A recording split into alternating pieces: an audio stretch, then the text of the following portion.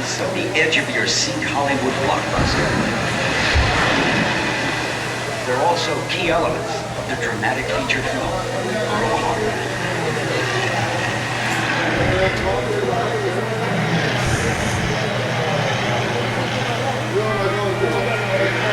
Touchstone Pictures and Jerry Bruckheimer Films teamed with producer director Michael Bay to recreate the historic attack that brought the United States into World War II. This complex production took over a year to prepare and 6 months to shoot in locations around the world, from Great Britain to Mexico, the United States, including Pearl Harbor itself. The film then spent 9 months in post-production, where special effects artists worked their own unique brand of movie magic. Here's director Michael Bay to tell us some more about the making of Pearl Harbor. Visual effects have always played a large part in films, from the car chase in Iraq to the asteroid showers in Armageddon. Special effects have allowed me to bring action-packed moments to life. With Pearl Harbor, the visual effects took on special importance. Not only did the effects have to look real, they had to pay tribute to the historic event. My crew and I worked a year and a half to ensure that the attack sequence would be as true as possible to the actual events of December 7, 1941. A big step towards achieving this realism was getting the Navy's permission to actually shoot at Pearl Harbor. In addition, the Navy let us use 20 decommissioned warships affectionately known as the mothball fleet. Our special effects team rigged explosives on 17 of these old warships. In all, we used 706 of dynamite and 2,000 feet of primary core to simulate the massive explosions. In addition to the real locations in Hawaii, we also filmed on sets built inside a massive 16 million gallon water tank in Mexico. The tank was first used for the film Titanic. Its depth ranges from 4 to 40 feet and can be totally filled or drained in a little over a day and a half. This tank was used to create scenes of large-scale destruction that would be too unsafe, impractical, or impossible to actually shoot in Pearl Harbor. This is where we shot the sinking of the USS.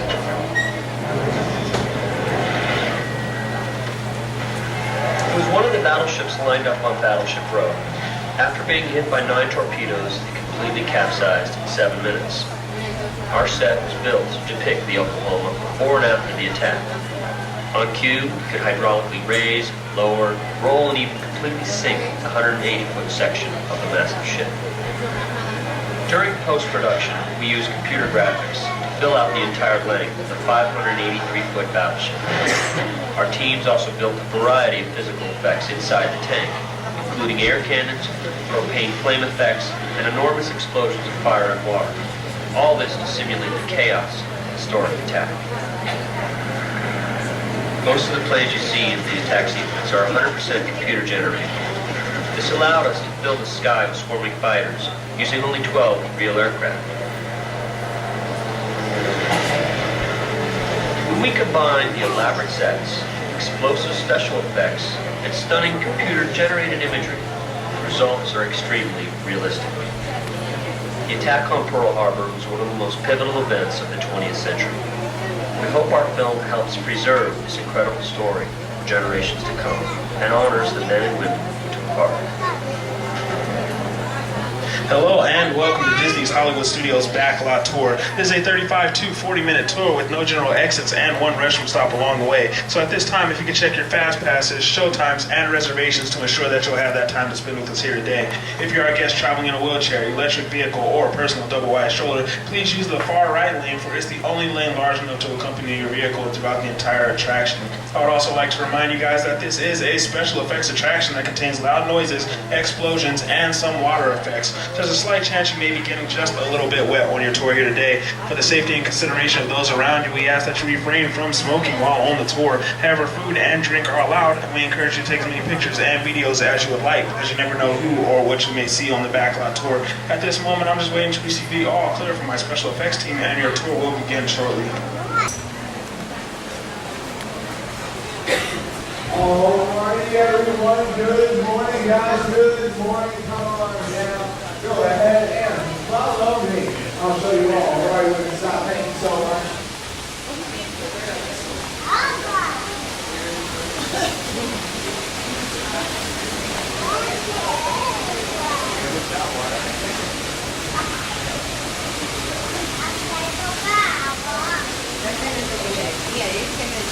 come on down, guys. If I can get all 4 rows to stop right about here for me. And that will perfectly. Come on down, everyone. Go ahead and fill in all that available space. That will ensure everyone has a great view for the show today. Come on down, everyone. For all my friends in the front row, all my front row friends, once you reach your final spot on normal railing, you're going to want to go ahead and take a step back. That will ensure you don't get too late next to the show. Anyone else who'd like to switch rows, unfortunately, do so at any time. We just ask that you please direct to the ends of the rows. You actually don't climb over, under, or through those cameras. We also ask that you don't sit yourself or small children on top of us. As they play that celebrate. Thank you, guys. Alright, seems like we got everyone. Before we get started, though, can you guys make some noise if you're celebrating your vacation? Alright, sounds good to me. My name is Michael. I'm going to be the director on set today. Down at the end of the dock is my lovely assistant director, Alex. Everyone say hello, Alex. Alex and I would like to welcome all of you to Disney's Hollywood Studios Backlot Tour. The tour is going to begin today right here, right now at the Special Effects Water Tank. And in these water tanks just like this one, they continue to play a major role in action films. Now it's here the explosive and out of control mayhem you see in films such as Crimson Tide, The Rock, and of course Pearl Harbor can all be created using large-scale physical and mechanical effects. The action is then filmed in a carefully planned out sequence of events. And you're all involved today because we're filming our very own action sequence entitled Harbor Attack, using some of the same special effects directors like Michael Bay using their own Blockbuster films. And as a matter of fact, if you go ahead, turn your attention to those overhead monitors. Here is Michael now to set the scene.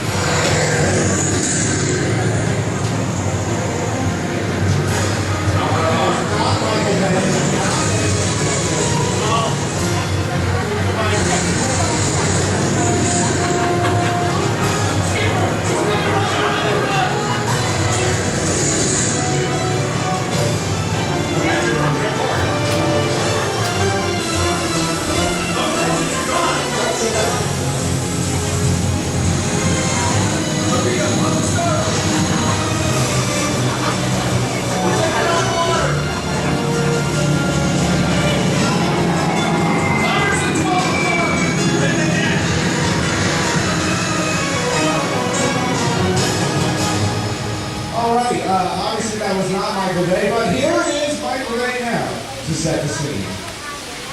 A second. There it is. In this scene, the probe is on a surveillance mission, searching the skies for enemy aircraft who is caught off guard when the real danger surfaces from beneath the sea. This is going to require a full range of physical effects, split-second timing, character direction. We have the lights, we have the cameras, all we need now is the action. Alright, now if anyone does know some serious action, of course it is big-time director Michael Bay. Some of the effects we're going to be using today include water cannons, pressurized up to 100 pounds per square inch. We've got which has to be programmed in time to match the continuity of our visuals and eventually the pattern of our sound effects. Now the last and probably most important effect for a scene like this today, well, it is fire and it has to be ignited at that precise moment. Because of course it does take a lot of work and time to reset those explosive charges. But of course the number one consideration in the timing of all of our effects today, well, that is the safety of the cast on set. And that's exactly what you can get. Alright, everyone, this is Ed. Let's give him a big round of applause! And today has been cast as our mechanic. This scene is going to take place way down there at the bottom of that PT boat in the engine room, but that's not going to go swimming today because we recreated that engine room right over here. So, Ed, go ahead and follow Alex. She'll get you in a position. Now we are going to be shooting 2 17s today, but not in the order they appeared in the script. Most of them today have to be shot like this, and it is called out of sequence. And what it means is that the actors have to react to situations that haven't happened yet. Now that can be a real challenge, so it is a director's job, and that's me in this case, to ensure the actors have plenty of motivation for the scene. So let's check in on Ed. Alright, Ed, here is the setup. Those engines behind you, they're going out just before 800 gallons of water come dumping out of these tanks, flying down that chute, and crashing into you like a freight train. So you feel motivated to hang on, Ed? Sounds good because I lied. Yeah, it is more like 1,000 gallons of water, Ed, but there's a fine line between motivation and fear, right?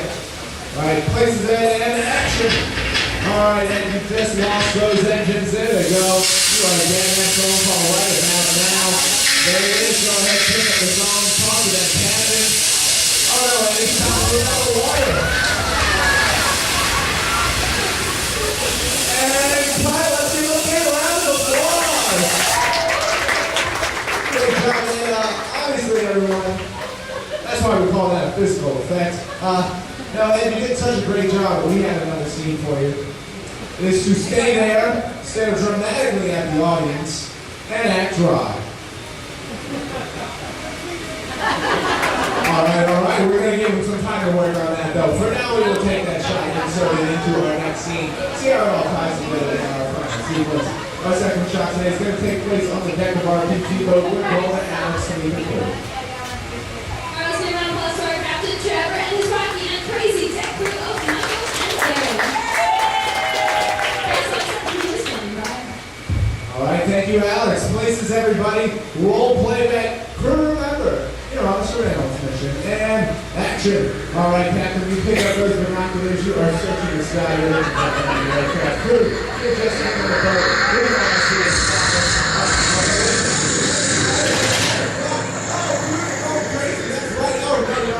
You're panicked, you're shocked, you're scared. Captain, you gotta get that boat out of there that fast. This is your spot, those guys.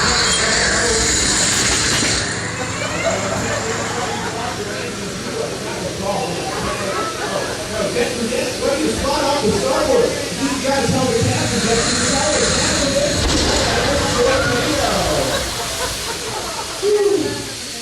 Yes, you start to relax, guys. You take some deep breaths. We think it's all over. But, just then we think we hear something. You point to the sky, it's enemy cars, it's over. Everybody hear it.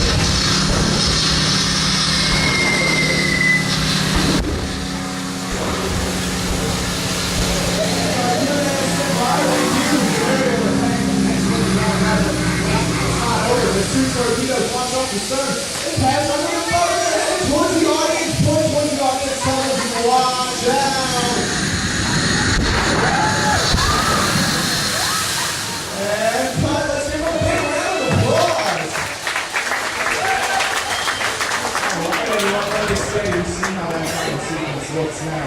Once we added a few computer-generated images, a couple lines of pre-recorded dialogue, and of course a rousing musical score. If you would all please turn your attention to those overhead monitors as we proudly present Harbor Attack.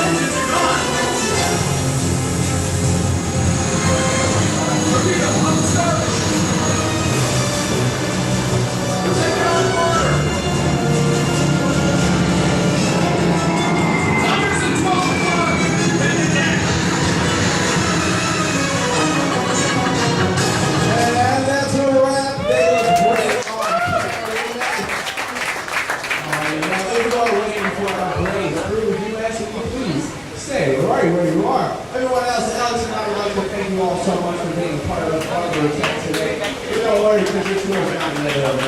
If you go ahead, turn to your left, follow those names down into the prop warehouse and the shuttle will be waiting to take you on part 2 of your behind-the-scenes tour. On behalf of Alex and myself, we'd like to wish you all a movie magical day here at the Hollywood Studios. Goodbye, everyone.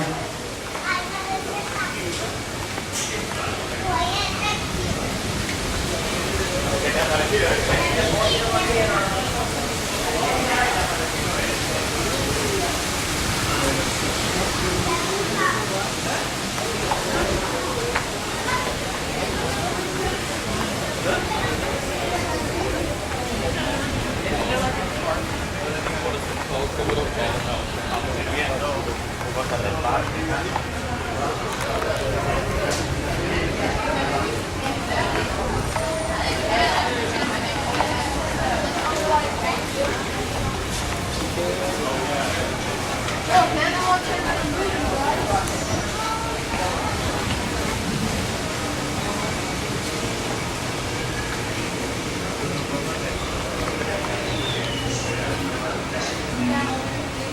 Good morning, ladies and gentlemen. Welcome to the second half of the Studio Backlot Tour. As you make your way down the ramp into the Block Warehouse, please remember to keep your entire party together. Close will ensure that you are CTO and shuttle. Now, if you're traveling a wheelchair or electric vehicle, please stick to the right as you exit the Block Warehouse. And if you're traveling a personal stroller, please be prepared to fold that up as it will be on with you on the shuttle. Thank you and enjoy the rest of your tour.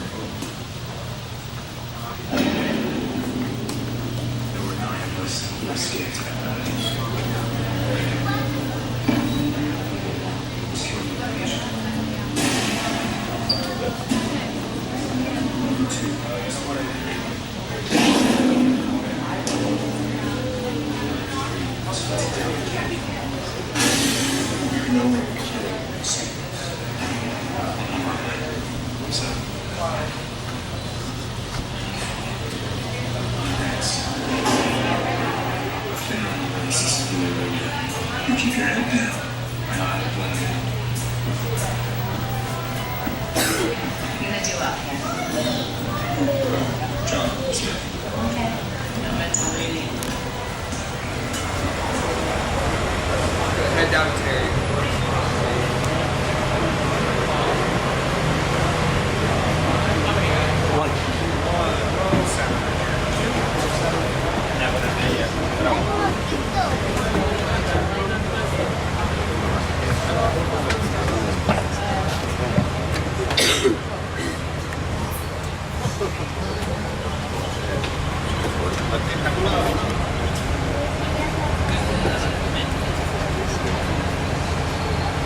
To the Studio Backlot Tour. For a safe trip, please remain seated with your hands, arms, feet, and legs inside the tram. And be sure to watch your children. Thank you. Bienvenidos. Para que tengan un viaje seguro, permanezcan sentados, con las manos, brazos, pies y piernas dentro del tren. Y vigilen a los niños. Gracias.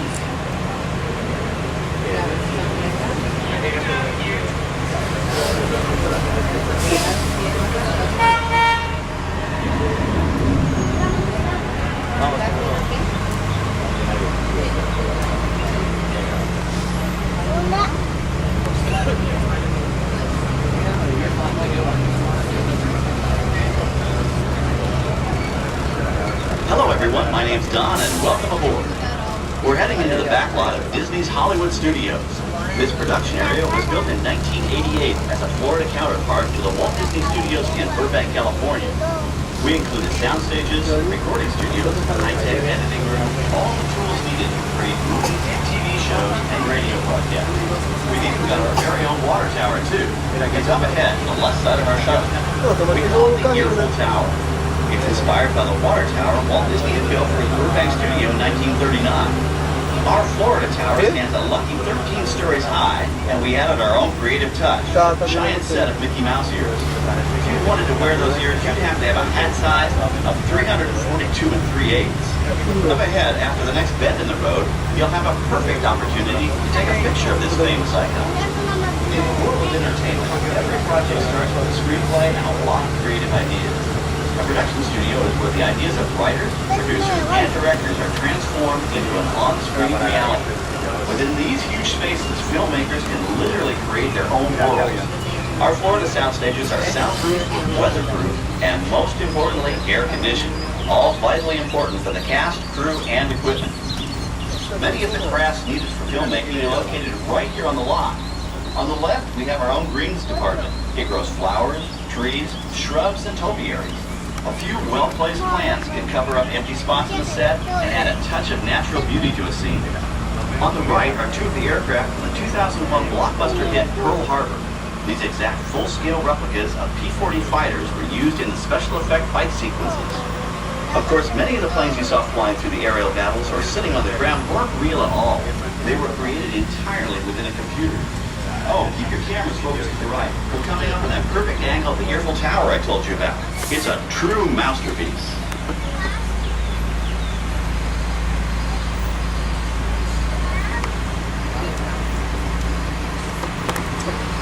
We're entering one of our most glamorous and colorful departments, creative costuming. Every star has to have just the right wardrobe, and it all begins here with a designer's sketch. Our team of designers, Seamstresses and tailors can turn 1.5 million yards of fabric into over 25,000 costumes every year. Many of these costumes will become part of the shows and attractions of the Walt Disney World Resort. In fact, here in Florida, we have the largest working wardrobe department in the world. While Mickey Mouse alone has over 175 different outfits to choose from, while Minnie Mouse keeps more than 200 unique costumes in her wardrobe. On the left are costumes worn by the stars in recent studio productions. You'll probably recognize some of those costumes from the big screen. Every story is considered, and our design staff can create just about any place a script calls for, from an urban city street to a remote desert canyon. On the left is our scenic shop with large-scale sets and props are built. Our team of set designers, carpenters, artists, and engineers has created caves and caverns, game show sets, even replicas of the U.S. Supreme Court, and navigator control, all on our sound system. The shop also provides sets and props for our shows and parades here at Walt Disney World. The same skill and craftsmanship that goes into a movie set can also be used to create magic or art. Either way, it's all about making dreams come true.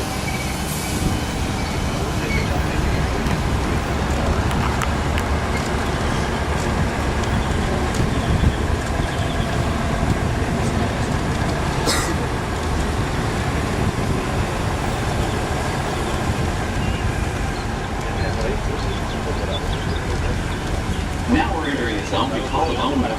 It's an outdoor storage area for oversized props and vehicles. Cars, trucks, boats, planes, we often save these props in case we need them for future production. In this backlot collection, you may find real working vehicles, non-working mock-ups, and even large-scale miniatures used in special effects shows. Large-scale models create a more convincing illusion on camera. We even place small cutout passengers in the windows of the plane.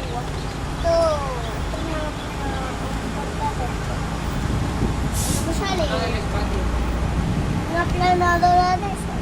Una pisonadora. Mira, ¿esto ves por detrás que no se ve nada? We're now passing by the sets for our Lights, Motors, Action Extreme Stunt Show. On the left, you may catch a glimpse of the Mediterranean fishing village that sets the stage for this thrilling attraction.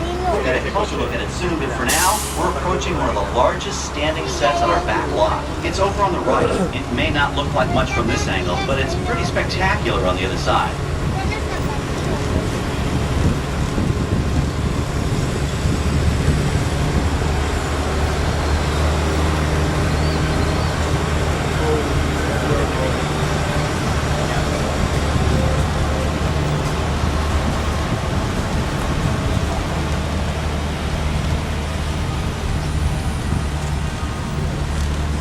Great, folks. The production crew has just given us clearance to enter the set. Hello, Backlot Tour. I'm Amy, a production coordinator here at the studios. I can see your shuttle heading toward our canyon set. I've given your driver permission to come in and take a look around. I'm here with our next crew. We're getting ready to show you.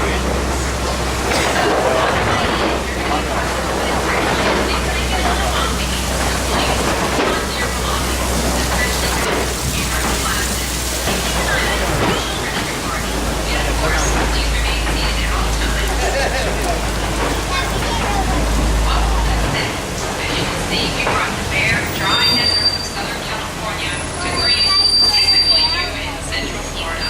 This set is based on real locations that our production designer took pictures of. Our set crew spent about 6 months building the canyon. We've used it for a number of TV shows and specials over the years. For our upcoming production, the script called for a tanker truck. We found this one in our boneyard, but it was too big to drive into place. So we picked it up with a crane and set it down here. We're up on the overhead platforms, and I see our director has arrived. As soon as the rain effect is ready, we'll begin. This set of showers really difficult to open. We rigged up a series of water nozzles just above your trail. The water screen and crisp rock gutter to create a silk set. So this normally covers the first few feet of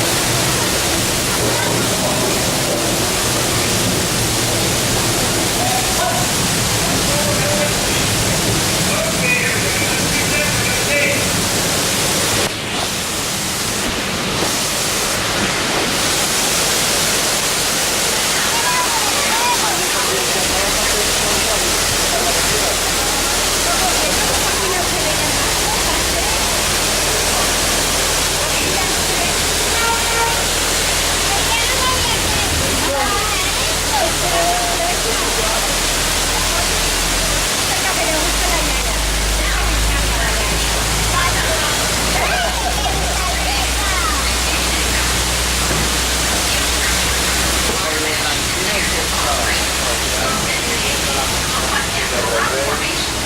Narrow yellow pipes carry propane gas to fuel the explosions and fire effects. For the flash flood, we used 100% real water, about 70,000 gallons of it, dumped from overhead tanks. Oh, but don't worry, we recycle. All of that water will be pumped right back up to the top for the next tank. We shoot some of the water through air cannons for an extra dynamic effect. Those air cannons are powerful enough to shoot a basketball from the top of the skyscraper this time of the Empire State Building. To top it off, our shuttle is sitting on hydraulic shaker cables. They provide the shaking, rattling, and rolling sensations for the scene. The entire sequence can be reset in 3.5 minutes. That's just enough time to bring in the next shot. Well, let's not get ready for our next take. Thank you all for being a part of the action. Hey, I'm needed back on the set, so enjoy the rest of your tour. Okay, well, thanks, Amy, for giving us access to the set. No, kasi yung wala.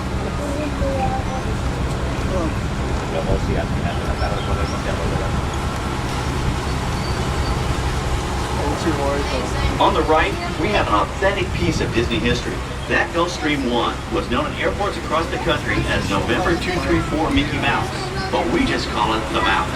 In 1964, Walt Disney and his hand-picked team used this plane to scout locations for what he called the Florida Project.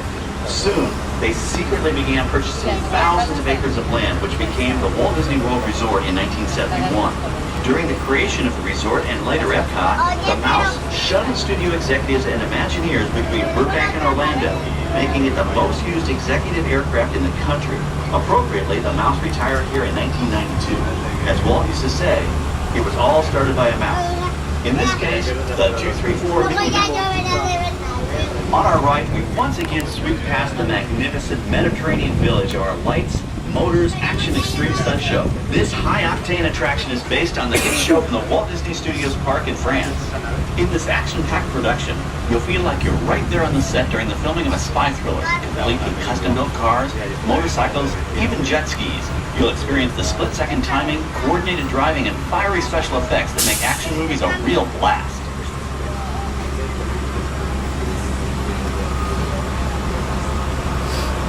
The staging area to our right is known as Acceleration Alley. Here, the custom-built stunt show vehicles rev their engines up to 70 miles an hour before making their high-speed entrances onto the stage for our lights, motors, action extreme stunt show. Of course, these are professional stunt drivers. We hope you'll enjoy their daring driving skills, but please, don't try them yourself.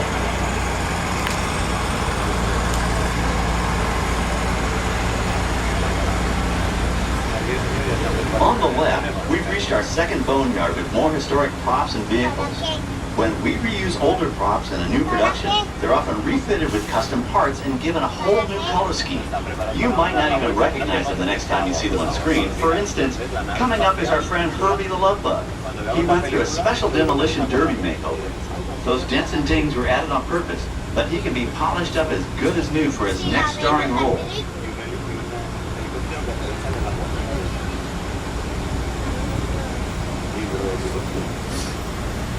On our right, we now have a very different view of the fishing village set. From this point of view, you can see that there is no inside of the buildings. They are just false fronts or facades.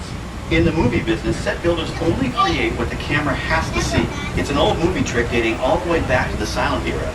To add to the sense of realism and avoid the cost of set building, many of today's television shows and movies film on location in cities and towns across the U.S. But out in the real world, you've got to contend with noise, traffic, crowds, and various visual elements that may or may not belong in your film. Here on the Backlot, we can avoid these problems because we created our very own flexible urban environment. Our Streets of America facades can stand in for a small town or a giant metropolis. As we come around the last corner on our route, you'll see the skyline of New York City in the distance. It's really a series of painted flats, expertly designed to fool the eye and the camera. We can dress and decorate these streets to look like any city we want, from Chicago to San Francisco. Depending on the choice of vehicles, props, and costumes, we can even turn back the clock and set our story in a different time. And what's more, these sets are built with Florida weather in mind. They're made to withstand 100-mile-an-hour winds. You're welcome to visit our Streets of America anytime during your visit today and get an up-close look at the skills of our set designers and builders.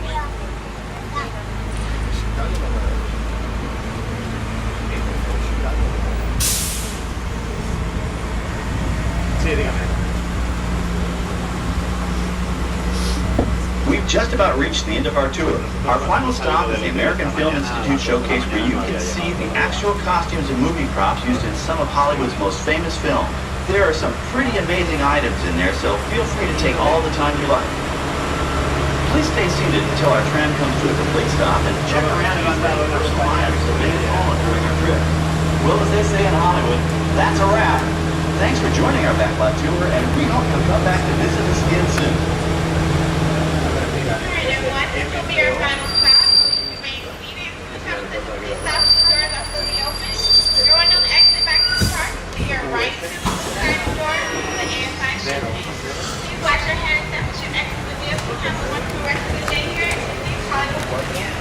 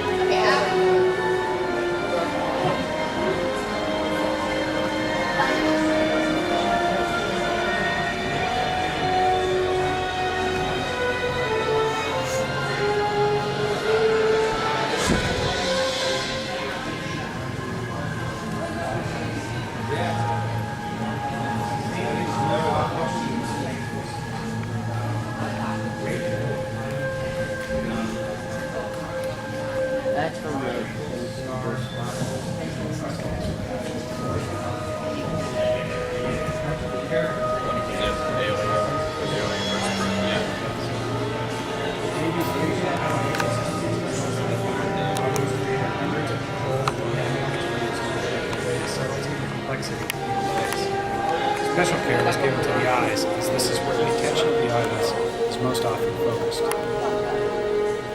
A procedural approach was required to bring to life the 46 tentacles of Davy's period. The tentacles needed to collide with one another, react to forces, and have a life of their own. The level of realism required and the complexity of the movement ruled out a keyframe approach. Since Davy's performance began with Bill Nighy on set, it was important that the acting choices Bill made be represented faithfully to Davy Jones. For this reason, an on-set motion capture process was created. It allowed Bill to create his performance during first unit photography, rather than on a motion capture stage at a second time. Since Davy and Bill have very different faces, it was necessary to transform Bill's facial performance into Davy's. This was a creative task, when we felt best left to animators who as actors would have a sensitivity to Bill's intention as an animator, rather than merely the mechanics of his facial movement. For this reason, Davy's facial performance was keyframed by animators rather than by using a facial motion capture